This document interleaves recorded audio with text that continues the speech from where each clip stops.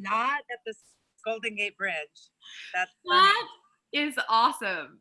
Wow, that's awesome. Okay, well, look at me. I'm just vacationing. Thought I'd pop in. Right? You're like green screened. Wow, who did that? That is so cool. Hey, I really appreciate your time. Okay, I'm excited for this. I'm really excited.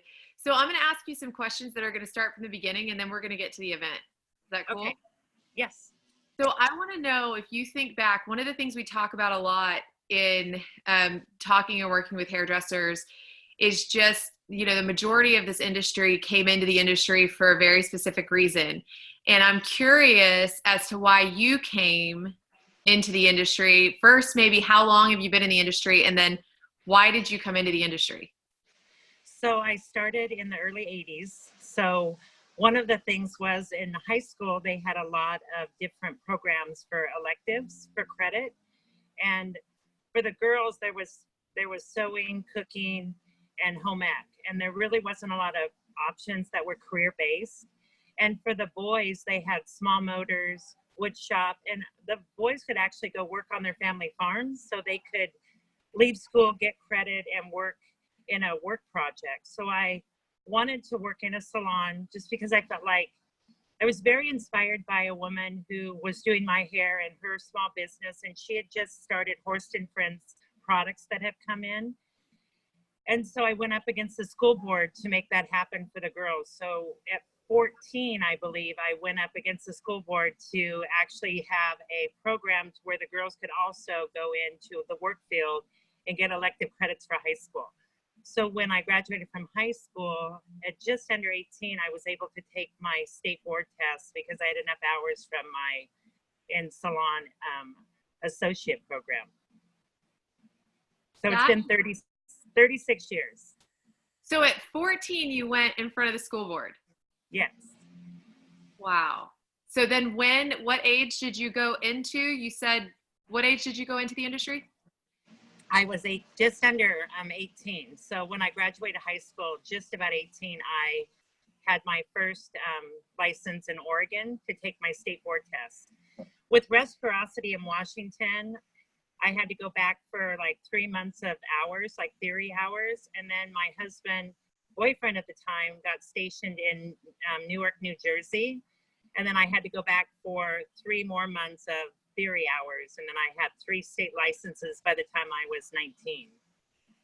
Oh my gosh. So when you started then, so you came into the industry really almost looking for, like, you saw men have this opportunity to do something, right? To do something technical. And this gave you the opportunity to do that?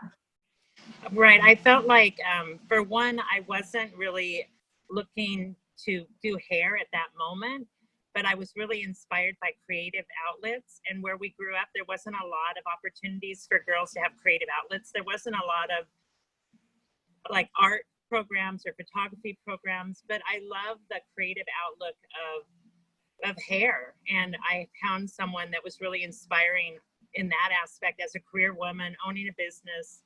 And I love the organic of the product that she was using. At that time, it was Horst and Friends. It later became Aveda, but I really liked the story behind that. And I felt like it was very similar to what the boys were doing in my high school, of going to the future farming. And the argument was, well, they're going to work on their family's farm. Their family farm needs them, so it makes sense. And it didn't make sense to me because they're talking about 2 separate things. And I said, but it's their career. It's what they're going to be doing. I want to have the same opportunity. The school shot it down quickly, but the superintendent was willing to take it to the panel, and then I got to speak in front of them, and then I got it overturned. So girls at that point in our high school got to go out and create opportunities that were career-based as an elective instead of doing credited classes that the school offered. So how many people participated in that? Like, how many people did you see like join or get behind that, the student, when they saw that was an opportunity finally? There wasn't any students my first 2 years, but by the 3rd year, I felt like there was about 4 or 5. And then by I'm certain by the next few years to follow, I had moved away. And I mean, it's become a norm. There's so many opportunities right now for girls to do the IB program or to go out and do other options when it comes to creating a career focus within the salon or any career opportunity that they want. So Right. That's awesome. Well, so you've been in the industry for 36 years. How long have you owned your salon? How long have you owned a salon? I bought into the salon in the late 80s, early 90s. So when I came into the salon, I had a huge point of difference here. And what I did was I was doing a lot of textured hair. And Aveda really took notice of the work I was doing on textured hair. And so it was a part of the program early with doing perms and development of smoothing systems and development of new curly products for retail and for usage in the salon. And so one of the things that I felt was at that time, a lot of travel fell on the weekends and it was really hardship on the salon. And so what I thought was if I'm going to put the money into the salon, so the owners were kind of looking at me to put a percentage of what I was making in freelance back into the salon if I was going to miss days. So I sat down with them both and asked if I could invest in the salon and have shares in the company. So I wasn't just giving them money without having anything in return. I mean, I felt like it was a win for both sides. And so at that time, I became a 30% shareholder in the company and had more leadership in the company. And that was about 93. And then by 97, one of the existing partners moved on. And then we had 2 locations. And then by 2008, I took over the whole company with both locations. So it was really about just trying to make it a win on both sides and not having it be so leaning heavy on my side by me leaving and making money and not benefiting the salon at all. I did come back and do a lot of education and do a lot of photo shoots and do things that I shared with, but it just still seemed weighing on one side or the other. And so this allowed me to have some stake in the company to see it grow. So, and I think a lot of us that were freelance educators or platform artists or part of an artistic team that was distribution, we're coming to that choice. I mean, I think the salon owners were saying, listen, you're gone, 3 or 4 days a month. We're hurting when you're gone because your clients are not being taken care of. We're not making the revenue you're bringing in. We need to talk about what we can do with the money that you're making outside the salon. And I just felt like they were right. I mean, I was a main top producer in the salon. And when I would leave on a Friday, Saturday, it was hurting the salon. And so we just came up with a solution that I would buy into some shares. And then as the years went on, I grew into full ownership. I love the story because now that's twice that you saw a gap and you saw a problem or either you saw as a problem, what other people saw as a problem. And what I love most, because I have this conversation a lot with people wait to ask permission for things, or they wait for someone to come tell them that it's okay or tell them that they can do something different. And you just looked for a solution to what the problem was and didn't necessarily look at it as if anyone was bad or wrong. It's just there can be and is a different solution, and you proposed it. And both times it was accepted and things moved forward. Yes. I love that. It's just been, I think I've been that person my whole career where I'm doing things that just taking risks and trying something different. And it seems to be paying off. So that's exciting. I think that's so exciting. It's one of the biggest reasons why we're excited to have you in New Orleans in February. What do you think? Can you share one more example where you can think of a time where something seemed to maybe be stifled? Because, Fuse was created based upon the fact that we see that there are all these sort of standards that we as an industry have accepted. And whether it comes to specific benchmarks, whether it comes to ways of thinking, whether it comes to what manufacturers have said, regardless of where it's coming from, there's sort of all these things that we've just accepted as the standards, or that the industry as a whole has accepted. And for us, for Tim and myself, like, we look at a lot of those things, we're like, you don't have to accept those things. So what, is there any other example that you can think of outside of your salon ownership and even just getting started in the industry, where it's like a big example of a time where you recognize something that maybe everybody else was choosing to accept, even though they were probably complaining about it? Something well, right now, I do think it's happening to me right now. Being in downtown Seattle, we have Amazon that has moved in, and I noticed my business shifting. And I'm not looking at as Amazon being a bad influence on our city, because they're here.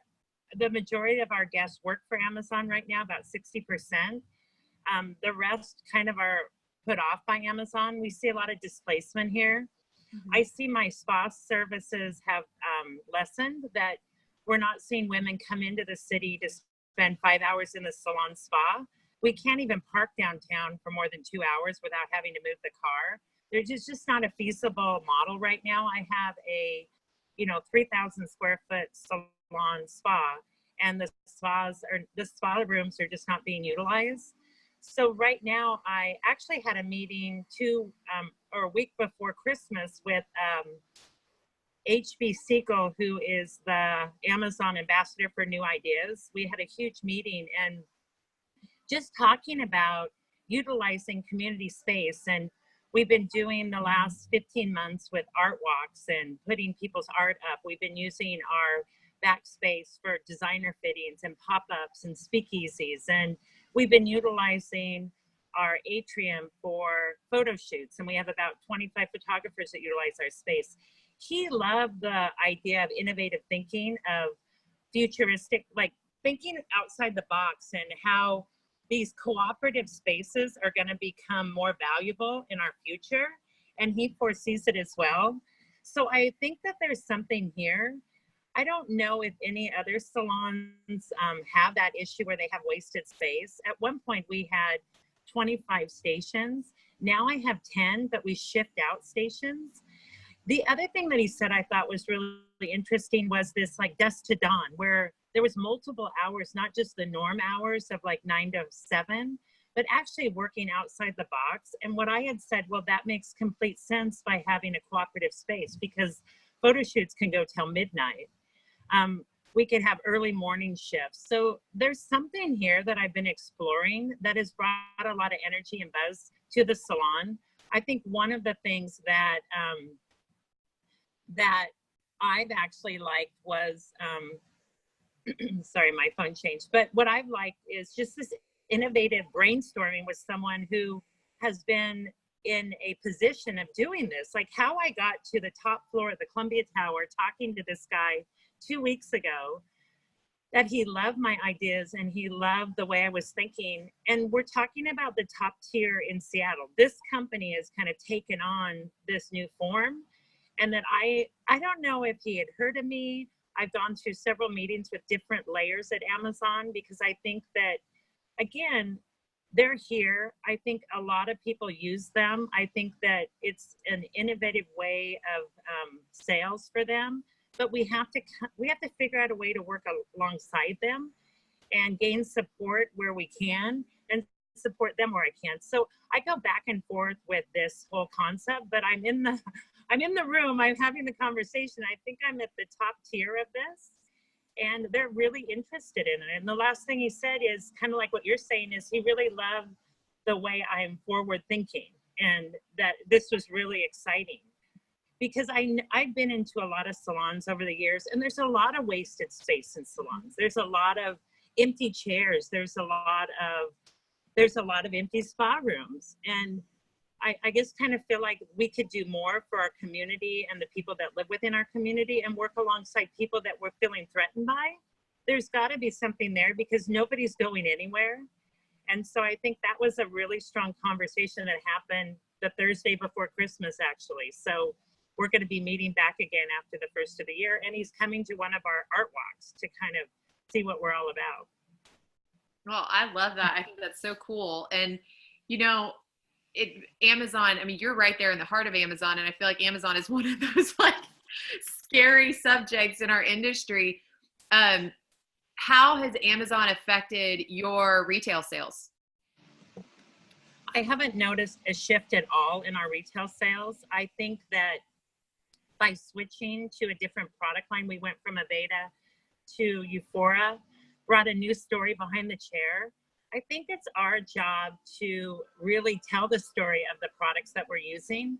And we sit down and do a face-to-face consultation with every single guest, every single time, no matter if they've been in for 20 years or the first time in, and really talk about what we're doing. We're a Green Circle salon, which is new. We have an art walk. We have Euphoria products.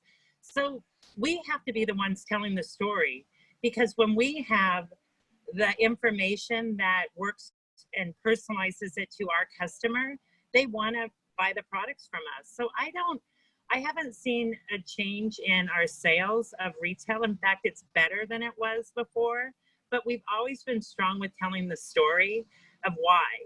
And the guests get excited about that. And then they come to us to find out what was it that we were using, or we get a call saying, I know Lisa gave me my prescription pad of everything I use.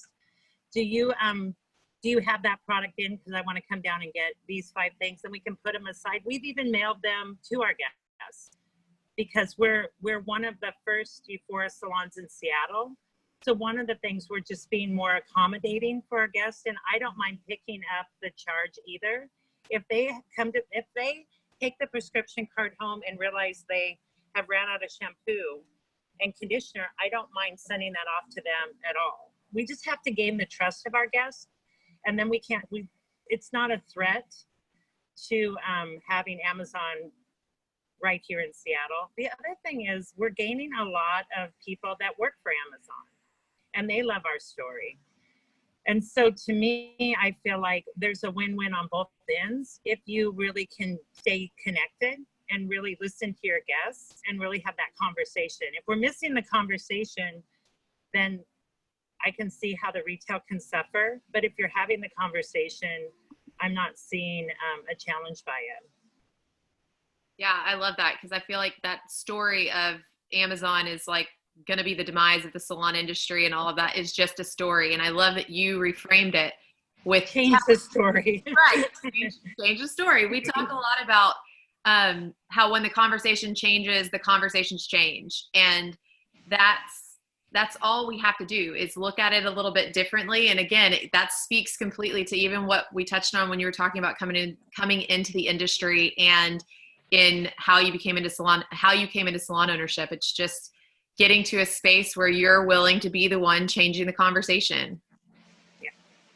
So, and it was I had a 2-hour conversation with him, and it was a great conversation.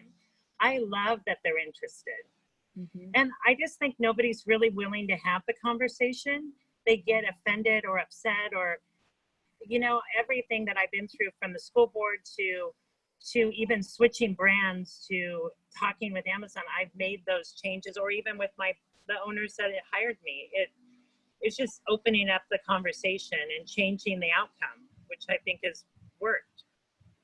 Nobody knows. I don't really think Amazon knows what they're doing to our small business. There's just so many people that I really don't think anybody's really brought the awareness to a whole. They're so protective of what they're doing, and they have a plan that it's a shame, but somebody has to bring the attention to them. And I seem to have done that. I seem to have somehow got in there. And they do want to connect, I feel like, with the community. And we are the middle, I said we're kind of the bridge. If we have the low income and we have the high rich, we are the middle class. It's a bridge between both, and we have to support each other. And I think they are starting to see that. It's been an 8-month conversation. It's been a lot of words. So sometimes it takes a little while, but it gets there. Yes. I love that. Well, one of the other things that we've talked a lot about, and when we've gone to thinking about what we want to put in for education into Louisiana, we have Fuse Republic, the sort of more global brand that focuses much more on sales in this industry. And then we also have our focus in Louisiana, which is in partnership with U4 International, and we have the opportunity to bring in live education events into the state of Louisiana. And Louisiana is a lot like Texas, and I'm from Texas. And for some reason, especially in Houston, even though we're the fourth largest city in the nation, quality education doesn't really come to Houston, Texas.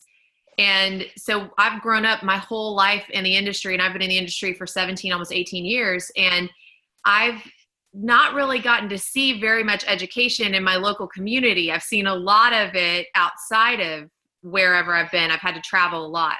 So one of our focuses was really bringing in phenomenal education that people in the state don't really get to see very often. And so you are definitely and certainly one of those people. I mean, you've traveled the world doing things within this industry, whether it's educating or on shoots. And one of the big reasons that we've chosen the educators that we've chosen is we're looking for people who are a little bit rebellious and not afraid to speak their mind and push things in a different direction, even if the conversation wants to stay one way. We know that we want to make sure that we're serving people with artists who see and believe things in a different way and stand true to themselves, even if it doesn't necessarily go with the flow of what everybody else thinks. So tell me when we're going to talk about the event, what it specifically is, but tell me what you're really excited about in coming to Louisiana. And maybe it's more a conversation of what do you get excited about in speaking to people in this industry and educating them in what your specific genre of texture, which you've talked about because you're so passionate about that portion of the industry, and a lot of people get scared of it. So what is it that you're really excited to bring to the people? I think one of the things that I found is I've listened over the years to my guests, and I'm really a service provider of my guests. And I think that we lose track of that sometimes when we're doing so many fashion shows and photo shoots, and we go in and take classes that you want to be fulfilled as a stylist and be inspired, but it's not always relatable to the guests. And I was speaking yesterday to a beauty school and saying that you're really a service provider that has a great professional career. And you have to keep in mind that you're really there to take care of people. And when you can tell a new story and really excite someone in your chair for change and own your chair, then the outcome is always going to be great. I think what I'm finding is we're kind of sitting back and we take classes, and we don't have the opportunity for classes, but we're not seeking out opportunity for ourselves. And when I go into the salons, I have found a way to teach to all learner types and really inspire everybody in a different way. And I told the team yesterday when I was doing this 6-hour presentation and hands-on styling is, bear with me. By the end of it, you all will have it. And I think people get this fear of learning because they feel it's going too fast, or we didn't meet their learning style, or they feel overwhelmed by it. But if we can teach to a whole brain learner, and we can speak to every learner's language, which is an art form, which I've found that I've been trained very well and I'm able to do it. And at the end of the training, I really feel like they're able to understand how we can do that to inspire the person within our chair, because we're inspired. And inspiring people can be really hard because there's so many different types of learners, and there's so many people that take things so differently. And so for me, what is great about always going in, whether it's a beauty school that I was in yesterday or on a stage in front of 8,000 or 9,000 people, is that you want to touch every single person that you're speaking to. And there's so many different ways of doing that and so many different styles of doing that. And when you can embrace all, and people are leaning in for that every word, and they're excited to get back behind the chair and share that with their team or their guest that's in the chair, then I've done my job. And that's what I love about going into different cities and inspiring new stylists. And stylists have been doing it a long time, is because the story is always going to change. And if you're not changing the story, then you're going to get in a state of not being able to inspire anyone around you. And that becomes boring, and that becomes where we're losing clients. Then we start blaming.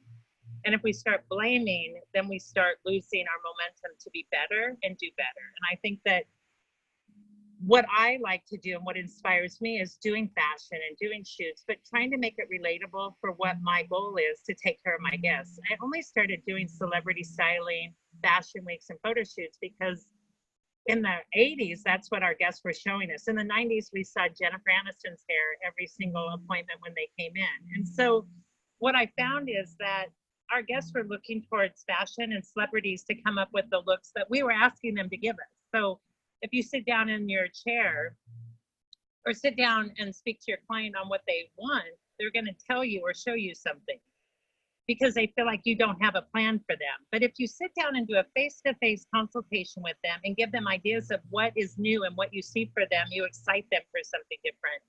And it isn't a day that a guest doesn't look at me and say, do whatever you think, I trust you. And I'm like, you trust me, you met me 3 minutes ago. And they say it all the time because I can sit down and look at them and have an idea of what would be great for them. And it doesn't always mean a big change. If they're a redhead, maybe they're just a better redhead. And I think that comes with fear as well, especially with changing a new color line or changing a new product. Is it isn't necessarily about changing to match something, it's changing to make something better. Every change I've made is to be better. And that's my approach when I go in to inspire a new stylist or a new team or a guest, is to make it better, not make it the same. I don't write down formulas because I don't duplicate formulas. A guest I've had for 30 years, I still sit down, have a consultation with her and look at her and see how I can make it better than I did before. And so I think that's what we have to do. And I think that's what I enjoy bringing when I come out and I speak to stylists or to business owners or, or to when I speak with my guests. It's just bringing something new and different every single time to excite them for coming into the salon. So I think that kind of sums it up. Yeah, no, that's awesome. That's awesome. Well, tell me about, so the event as a whole, Tim and I are hosting a sales training. We're focused on closing, and closing comes in the form, it's even what you talk about in the consultation. It's closing someone on you. It's letting someone understand, who you are and what your ideas are and grabbing their buy-in. And we're going to focus on sales from the sense of generating higher revenue, but you're coming in with a segment that's called Live Your Art, and it's focusing on coloring textured hair. So what do you envision, without giving it all away, what do you envision in that segment? And what is something that people are going to get? And specifically, I'd ask, because one thing that we recognize is when we go out with a flyer and we have a beautiful image on it, and that image is not something that people in salons immediately relate to, or they say, well, I couldn't or wouldn't do that on my guests. What would you say to the stylist? Who's the class for? What are you excited to cover? And what overall do you plan to bring through Live Your Art? I think through Live My Art, I really want to show how easy it can be with change. It doesn't necessarily have to be all about formulation. It can be about little subtle changes. And so what I want to show is, that's why I want to do real models, show real application of color, because when you see somebody doing it, I believe I'm going to do like 2 or 3 colors, 2 haircuts, and 3 updos, if not 4 styles in an hour and a half or something like that. Because I can do it, because sometimes it's subtle changes that really embrace a guest's new look that isn't so extreme.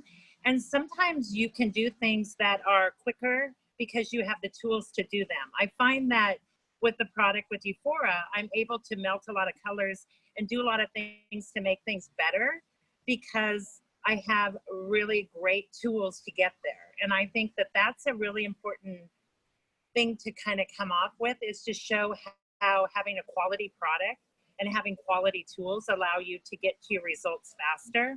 I think there's a fear when you see something on how hard it can be. I think by demonstrating how easy it can be and how it would work within your existing clientele, is important, because I do think that people see these techniques and they go back to what they know because they think they're going to run out of time. Mm-hmm. And so I think by showing them tips and tricks on how to incorporate new to excite the guests, where we're not doing complete changes or waiting for the guest to ask from being red to blonde, but we're actually making the reds better, the blondes better, telling a new story. Where fashion comes into play is that fashion kind of gives you the inspiration of the story. If we're talking about butter blondes and glazing and streaking, these are new techniques that are out there right now for spring and summer that maybe aren't ombre and ashy blondes and ribbon curls. Maybe something new, but the same, new but the same. It just enhances everything to look a little bit more modern. It's a different way of approaching technique. So I think for me, it's really less focused on the formulation as application and showing how we can do things that are different but better by just having simpler applications and keeping the guests within their same color story or hair story or style story. So I'm excited to share that. I love that, because it's really more what I heard in some of the things, and this is really kind of the overall theme when you're talking about making those like small shifts and changes. If you could actually be the one that suggested the change before the change hit Instagram and your client was searching the hashtag for it to bring you a picture of that slight modification, I think it would be really, really a good tool to have in your belt to be able to be the stylist that recommended just that small shift and change. So your client was never having to go out and be influenced by whatever they found on Instagram and wasn't having to put in the footwork to bring you the idea. If you just know how to do those little shifts and change and look and think about it a little bit differently, you're able to constantly be the one to help them evolve. I think that's why we have them put their purse and their phone and their coat away. We put it in a drawer. We hang up their coat. We turn them away from the mirror. We sit down face to face and have a conversation about what they like. What are some great things about their hair? What are some things that they think would be a great change? And then give suggestions. So they're not leading the chair, the conversation. Because what I think happens is when we say, well, what do you want to do today? They instantly panic and go to their cell phone. And if they saw a beautiful color and it was highlights and it said ombre, they're going to say, well, I want an ombre today, or I want a balayage today. Not even knowing what that is. They just read that's what it is. And they think we need help as stylists. Where they shouldn't even be offering up, I find guests should not even be offering up techniques. They should not be telling me they want a partial foil with a fine weave. They should not be telling me they want a balayage. They should be just telling me what they love about their hair. Maybe it's the length. Maybe it's the color. Maybe they want it a little brighter. Maybe they felt good 5 years ago when it was cut a little bit shorter. So the consultations have to change. And with that, we can actually introduce them to some fun new techniques that give them a new story. Then it's less about them running the chair. It's more about us kind of leading what we enjoy doing. And with this class yesterday, that was the great part of the model workshop was they were like, oh my gosh, we just have more time to do the creative, the finish. And I'm like, well, that's the point. When you're not overwhelmed by a technique, that you can actually lead your chair that fits within your price point and your time frame. You have more time to be creative. And that allows you to do a proper finish and introduce the retail and walk the guests out and give a hug goodbye. And I think that we're losing sight of that.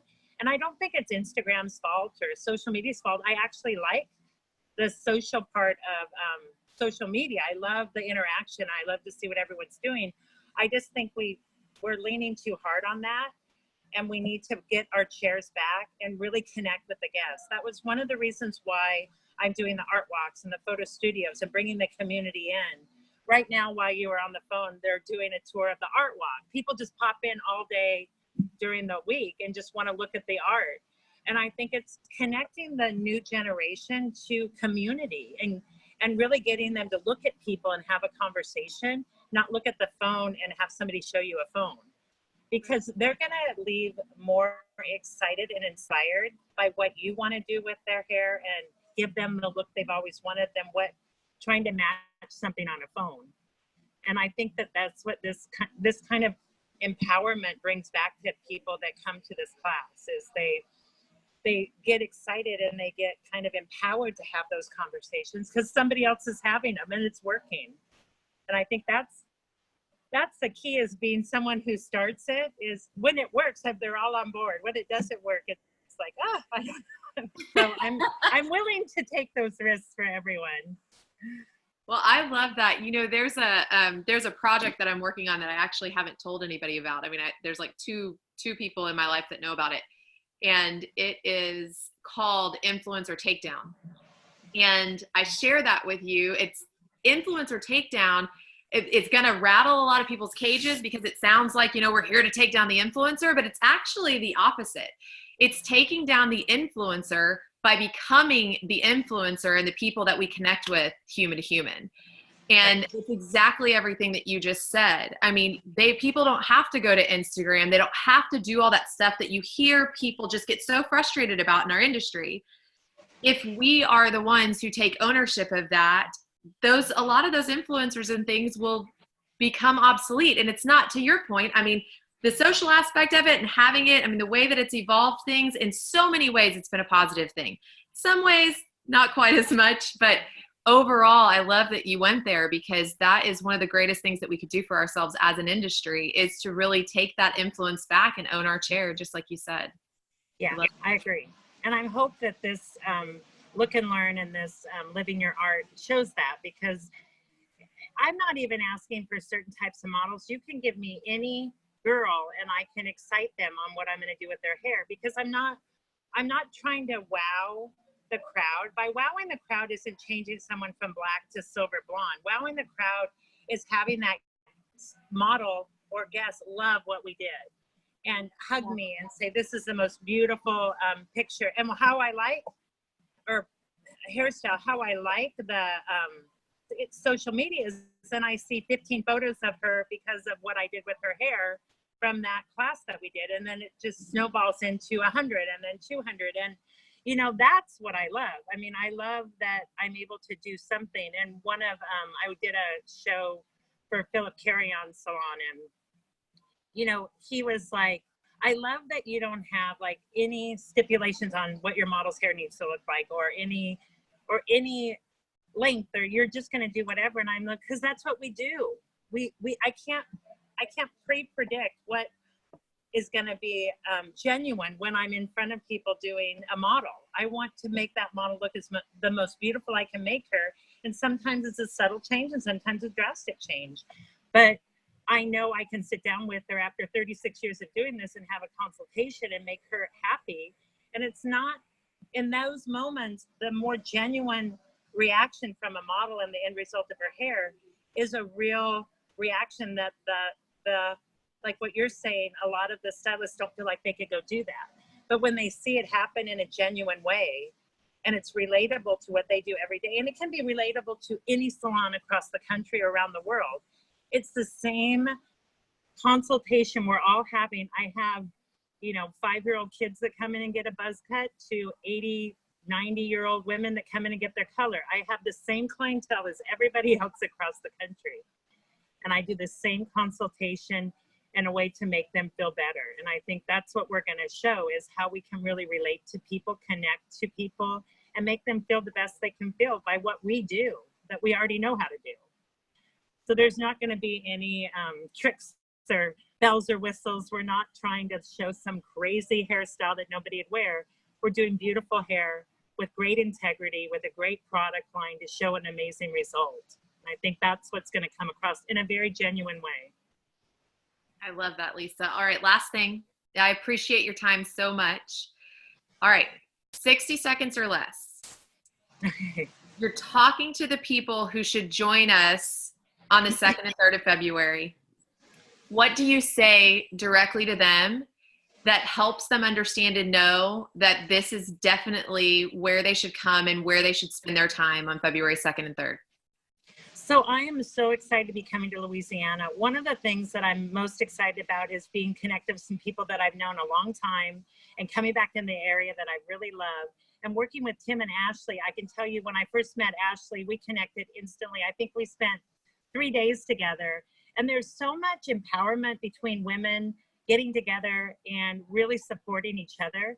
And I find with Fuse, that's what you're going to have, is that ability to really connect and get inspired a little bit to do something completely different, but it's going to work for you. And I think the people that they're surrounding themselves with are people that are taking those risks, and it's really paying off. And, I'm coming because I really want to support what they're doing, because I really believe in not only the product that we're using, but also Tim and Ashley. And I think it can better actually Louisiana by that. And I think you're going to see that by coming out to this event, because I'm believing in it and I'm excited to come back. And I think it's going to be so inspiring and fun that I can't wait to be there with everyone. Awesome.